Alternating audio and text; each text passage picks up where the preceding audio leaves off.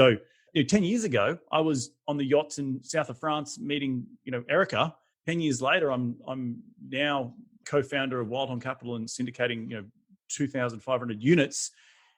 When I'm 44, it's going to be something. It's going to look something different. And I think the takeaway from that is obviously continue to challenge myself, but also don't sweat the future, right? Don't sweat, I need to be here by the time I get to this age. I had no idea at 24 that sitting here at 34, I'd be talking to you. I probably, when I'm 44, I have no idea what I'm going to be doing then. And at 54, even, it's just, and that's the beauty of being okay and comfortable in your own skin, to let go of the future and live in the present and know that it's going to work itself out for the best because you're making the right decisions today.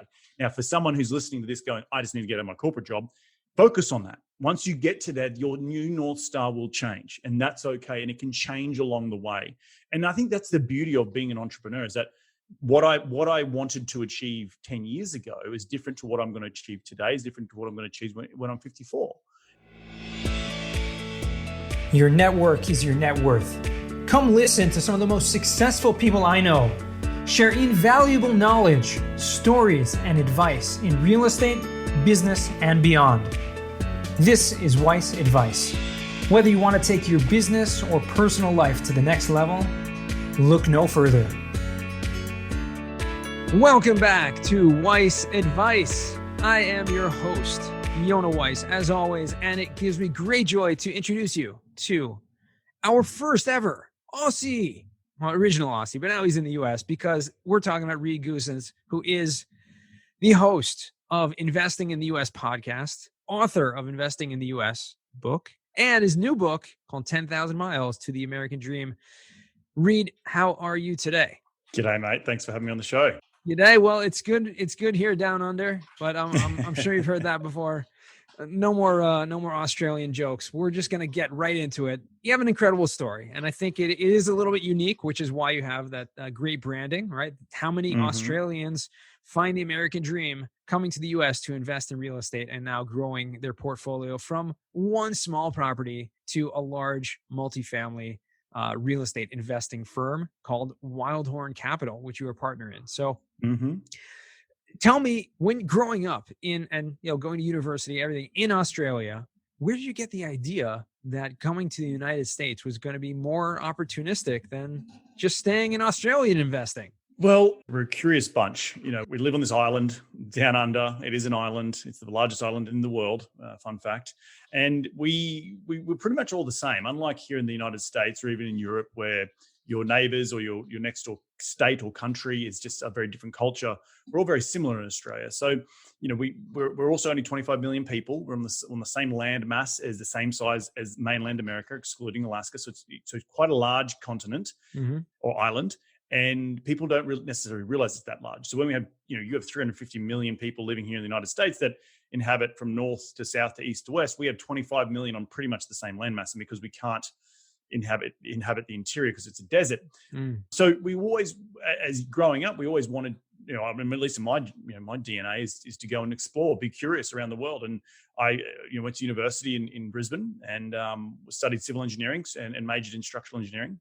And then after, graduated in 2012, and pretty much once you finish uni, the pilgrimage is to go over to Europe and explore, live in London, do the walkabout, as they say, across Europe, try and, do all the fun party times. And as a young 20-year-old. So that's really where it started. And then, the whole moving to America actually came after I went abroad for a couple of years, and I met my then girlfriend, now wife, Erica, who is American.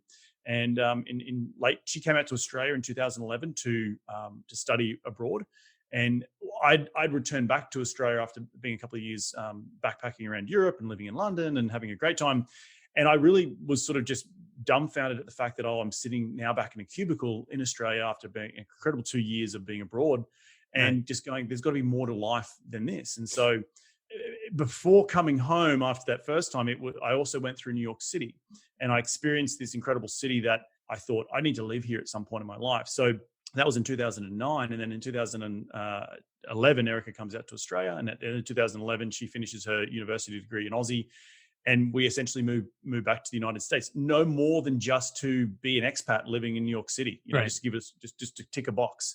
The original plan was to move out there and get a job, right? I didn't have a job rocking up. I was on a tourist visa, and really just be an expat for a couple of years to live in the Big Apple and experience it as a local, not as necessarily as a tourist. And yeah, the rest is sort of kind of not history, but it goes from there. So yeah. It really, so that's quite interesting, because I'd like to just pick your brain on that for a second. It sounds like a lot of people like yourself, right, in the culture that you grew up in, had similar experiences, meaning they're wanting to explore, they want to find, what's beyond the big island, right? Where are we going to find, opportunity? But it wasn't until you actually kind of fell upon it, or it fell upon you, that you even considered, right, coming to the United States. And that's pretty interesting. But again, it did start from that just real curious, sounds like. Curiosity. And I will say, before moving to the US, I had been bitten by the real estate bug, right? I was sitting in my cubicle after being abroad for 2 years in 2008, 2009. Back in 2010, I was back in my cubicle in Australia, and I'm thinking to myself, this can't be what I'm doing for the rest of my life. And I had no idea what the word entrepreneurship meant. I had no idea about business. I just knew that I needed someone to pay me to keep traveling and keep living my life, right? So that's where investing came in, and being a civil structural engineer, I sort of thought, well, I already build stuff. Why not, do real estate? And that's where I stumbled upon the book Rich Dad Poor Dad. So prior to moving to the US, I'd already been bitten by the bug. I was going to do something in Australia, fix or flip, or do a lease option or something, but then really still had that desire to be an expat, to live abroad. And so it ended up going the expat route, but then quickly realizing when I moved to the United States just how lower the barriers to entry here in secondary and tertiary markets are compared to where I'm from in Australia. So that in itself was a big eye opener. Not even knowing that I was stumbling across this incredible opportunity to invest in cash flowing real estate, which is something that doesn't even exist in Australia. Not greatly like it does here in the United States.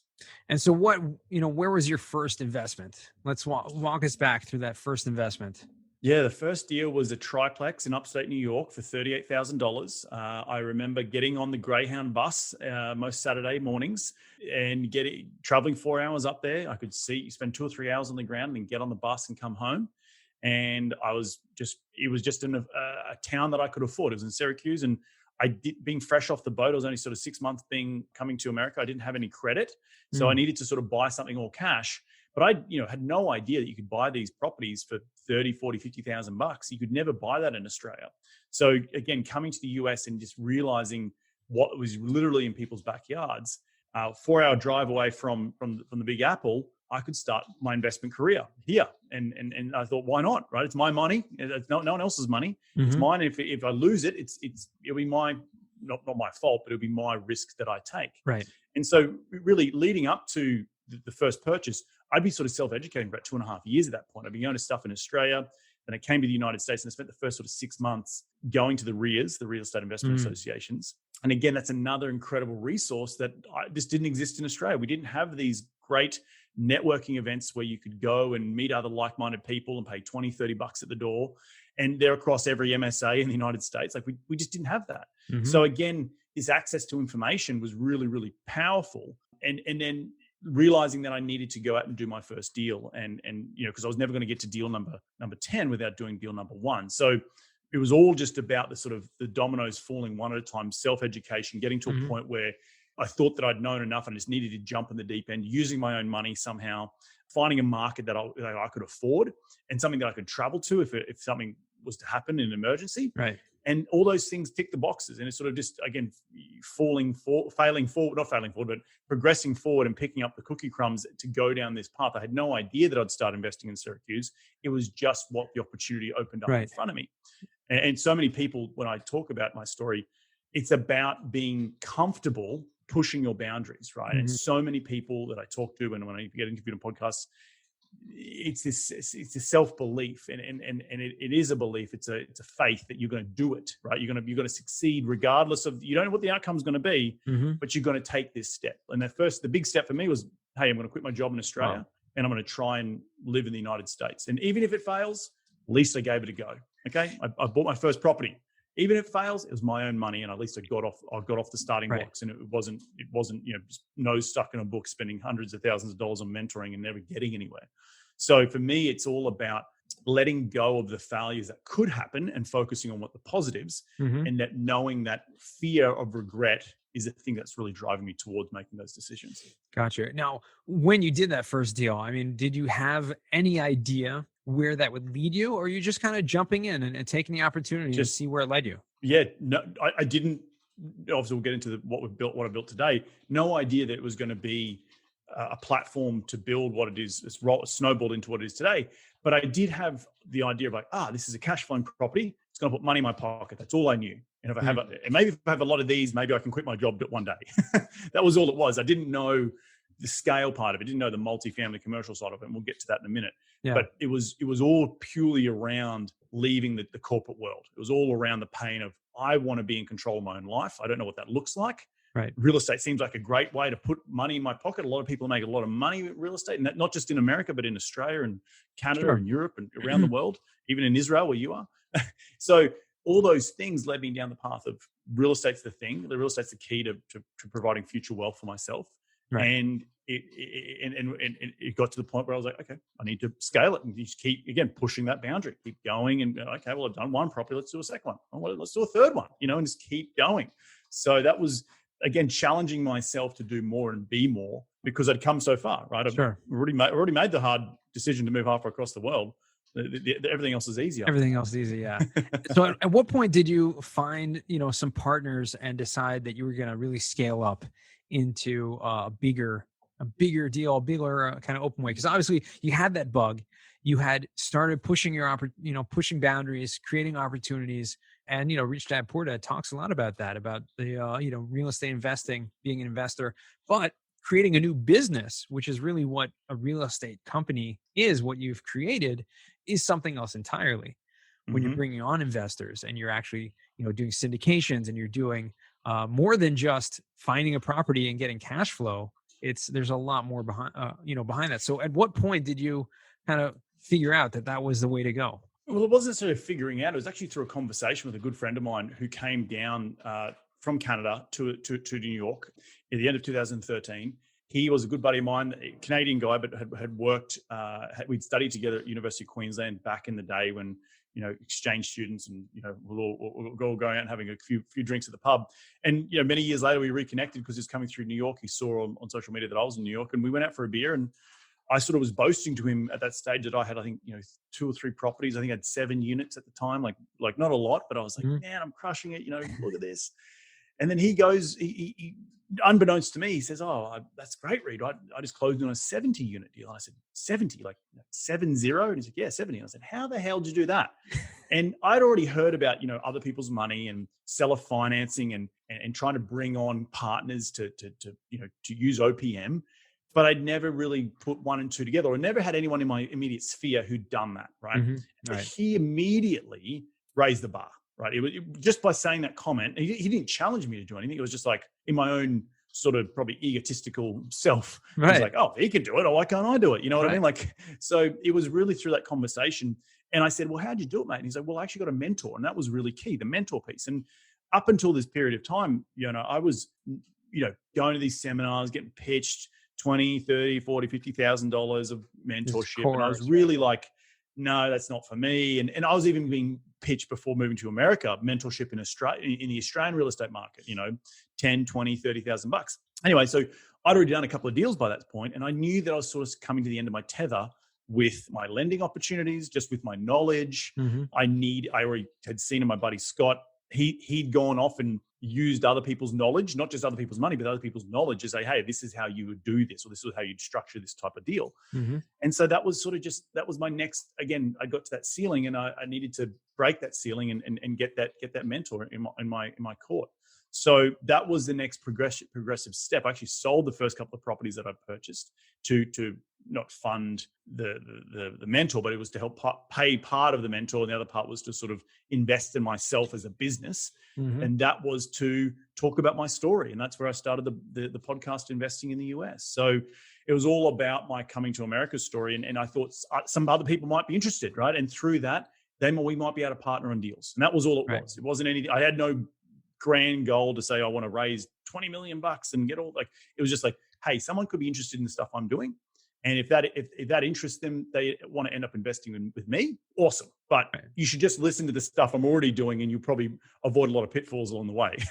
So, that was more started with the education piece, and then hopefully it was going to morph into more than that, which it has. Yeah, absolutely. And so that's incredible, because the fact that you can pinpoint that exact conversation that you had that really sparked that interest in you, and the fact that the answer to the question was, what really took you out of that stage that you were in and brought you to the next level, which was actually finding a mentor, someone that was well beyond where you were at and could help you get to where you are now. That's right. And it's so important and to have those people. And look, everyone to their own, right? Like, I know some people probably have the same feelings listening to the show about mentors today. Screw a mentor. It shouldn't cost me anything. And I had those exact same feelings. And trust me, I didn't go out and spend the earth on it. He was very cheap at the time. He had only done one deal, but he was enough to, the real thing I sort of look back on that is saying, it's the investment in myself, the parting way. I think it was $2,500. It wasn't a lot of money back in the day, but it was enough to say, I'm worth it. I'm worth investing in myself and taking this to the next level. And that act of giving that money to that person really was just, in my mental state, was pushing me, right? It was pushing me to say, I am worth this and I can go off and be better. And that was all it was. And take yourself seriously, right? Like, you give something away for free. It's free. Give some money, you pay for something. He's like, I'm bloody going to use that thing. You know what I mean? So it's all about that, the psychology of paying for something, then to up your game a little bit more. Absolutely. No, I definitely see that. And the value of a mentor, even if they are someone that's just a little bit beyond you, beyond where your level is, but if they can pull you up, and not just pull you up to where they're at, but actually pull you up to where you can be. Because until we actually step outside of our, limitations, oftentimes, I've had mentors before and coaches and things like that. What has been the most beneficial is showing you what you have inside of you already that you didn't even know was there. Exactly. Because you never had anyone to kind of show you that side of yourself. 100%. And it's not that untapped potential, right? The regret. Oh, if I don't give this a go, I'm going to wake up when I'm 70 years of age and go, geez, I wish I'd invest in that deal, or geez, I wish I'd backed myself a little bit more. You don't ever want to wake up in that stage. And I think you constantly got to remind yourself. And it's usually through times of, not just, what's that word, desperation, but through harder times, you start to realize what you're made of, what the salts you're made of. And so that is really important to realize that during those hard times, it's a realization to say, hey, you've got two opportunities right now. Do nothing and keep wallowing, or pull up your socks and let's get going. And because you will look back on this stage as a growth opportunity to be more and to do more. You may not know what that is at that point in time, but at least you challenge yourself to say, I'm going to rise to the occasion. That's awesome. Let's talk about right now. We're in 2021, right? You're obviously you've scaled up right now, have many multifamily properties you guys have under management, and looking to do more deals. What's one of the, something that you consider opportunity right now for you that is kind of, where you're at now, pushing your limits to where you want to get to? Yeah, it's a very good question, because and I've worked with now, I've got a new business coach now, but for a long period of time, the North Star was get out of the corporate world. Get out of the corporate world, get out of the corporate world, get out of the corporate world. That was the North Star. Achieve that, right? Right. I'm 34. I achieved that a couple of years ago. I was actually only in my 30s, when I just turned 30. So 10 years ago, I was on the yachts in south of France meeting, Erica. 10 years later, I'm now co-founder of Wildhorn Capital and syndicating, 2,500 units. When I'm 44, it's going to be something. It's going to look something different. And I think the takeaway from that is obviously continue to challenge myself, but also don't sweat the future, right? Don't sweat, I need to be here by the time I get to this age. I had no idea at 24 that sitting here at 34, I'd be talking to you. I probably, when I'm 44, I have no idea what I'm going to be doing then. And at 54, even, it's just, and that's the beauty of being okay and comfortable in your own skin, to let go of the future and live in the present and know that it's going to work itself out for the best, because you're making the right decisions today. Now, for someone who's listening to this going, I just need to get out of my corporate job, focus on that. Once you get to that, your new North Star will change, and that's okay. And it can change along the way. And I think that's the beauty of being an entrepreneur, is that what I wanted to achieve 10 years ago is different to what I'm going to achieve today, is different to what I'm going to achieve when I'm 54. And that the evolution of being and enjoying the journey is the most important part of it, because so many people get caught up in the end goal, scaling the top of the mountain, but there's got to be another mountain after that, and another mountain after that. So really trying to be present in what you're building and being sustainable in how you build it, and don't get burnt out.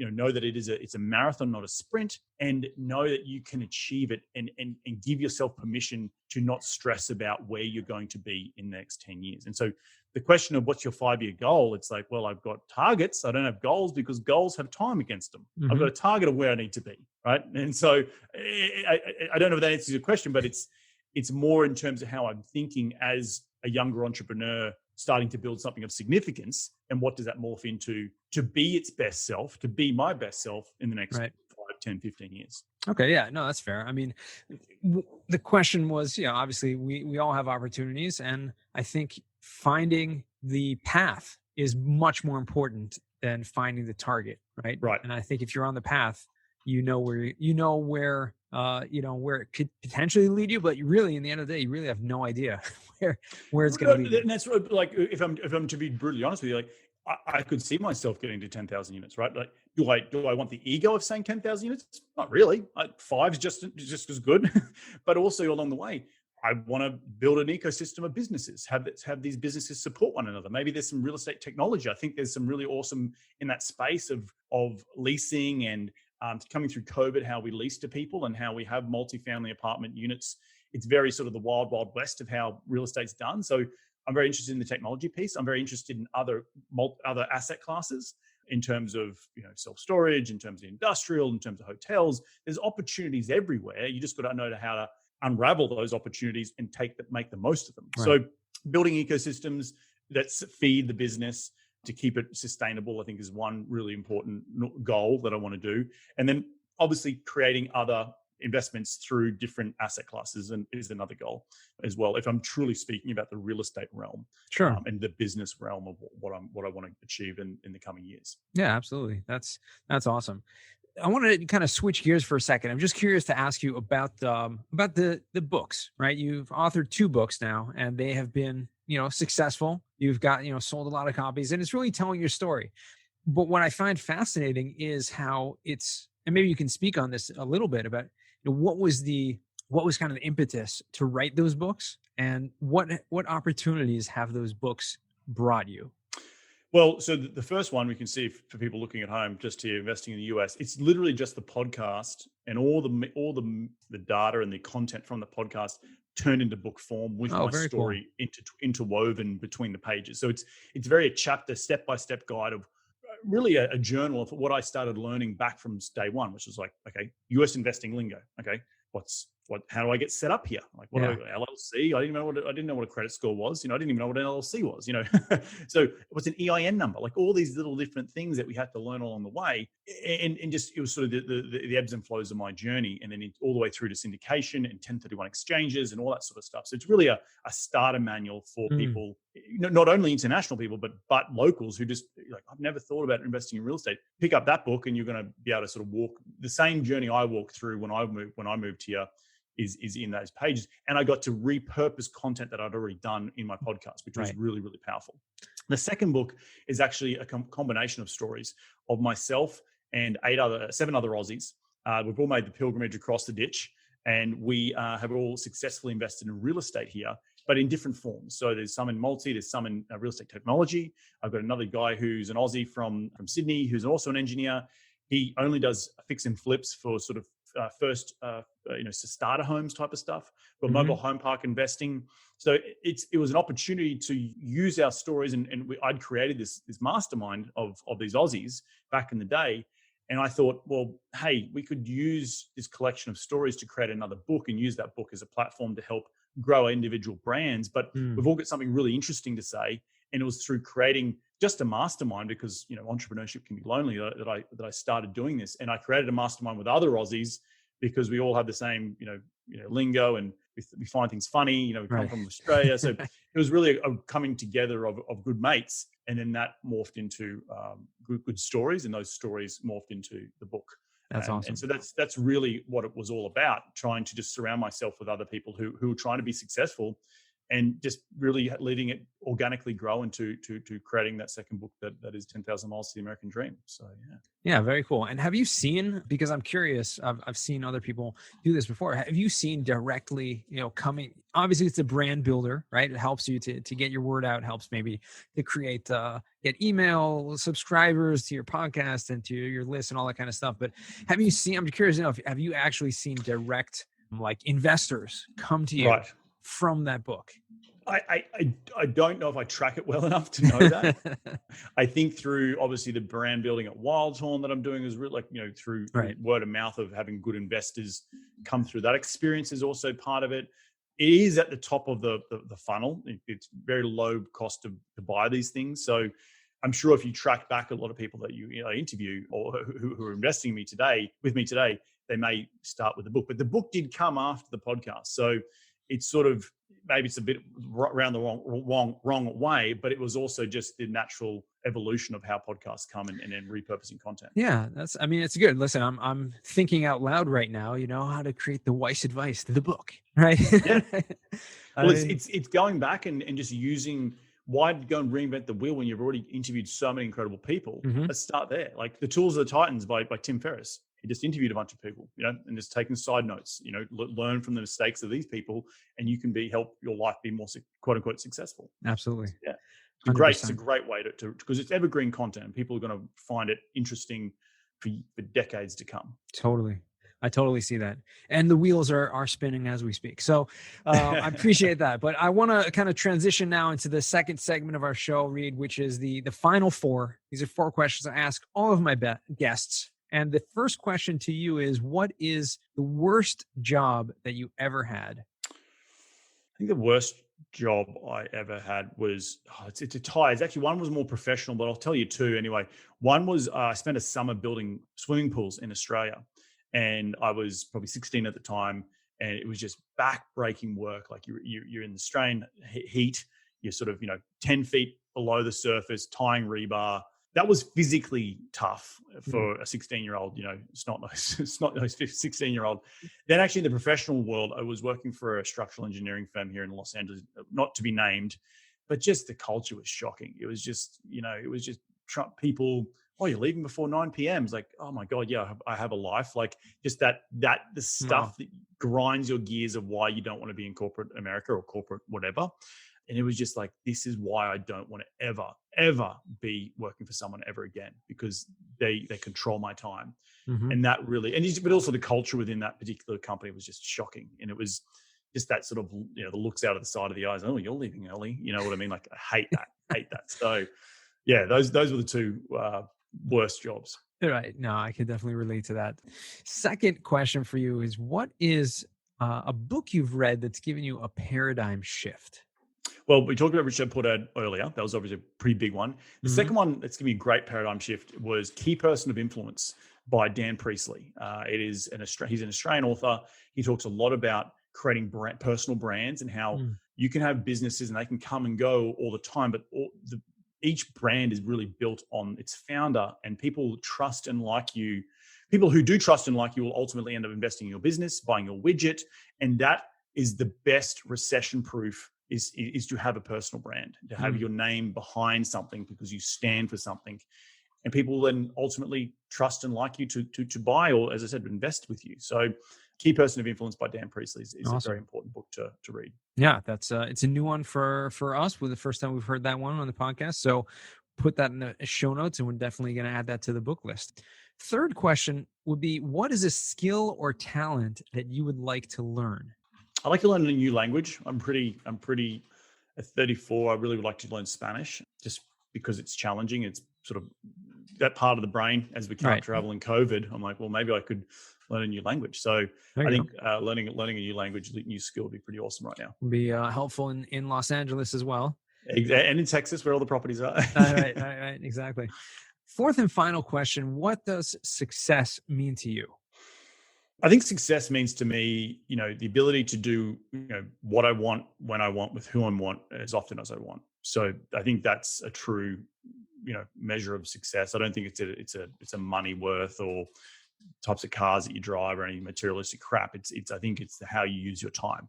And I believe it was Tony Robbins who made that quote. So I really live by that. It's to be, the steward of your own time and not have to give your time up to someone else, because you're not buying any more of that back. And I know personally from family loss that, once you're dead, you're dead, so you only live once, and it's like, you got to make the most of it while you're here on earth. So yeah. Right. Absolutely.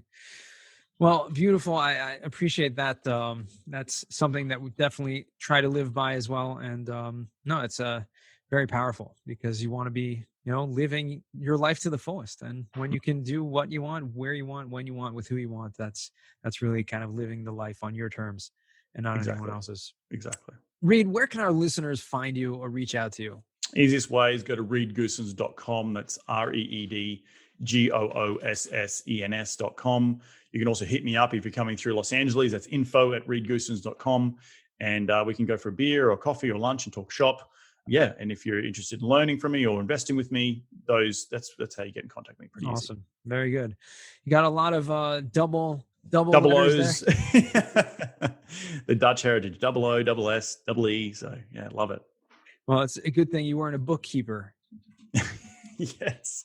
And that's actually, I think it's the only English word that has 3 sets of doubles in the one word. There we go. There we go. Yeah. I didn't even realize that. They're very well done. Yeah. See, you learned something new today. There you go. Learn something new every single day. Well, thank you so much, Reed. It's been a pleasure catching up and speaking to you once again. And I wish you much continued success, and hope to check back 10 years from now and see a whole new, look back on this and see where you were and where you'll be going.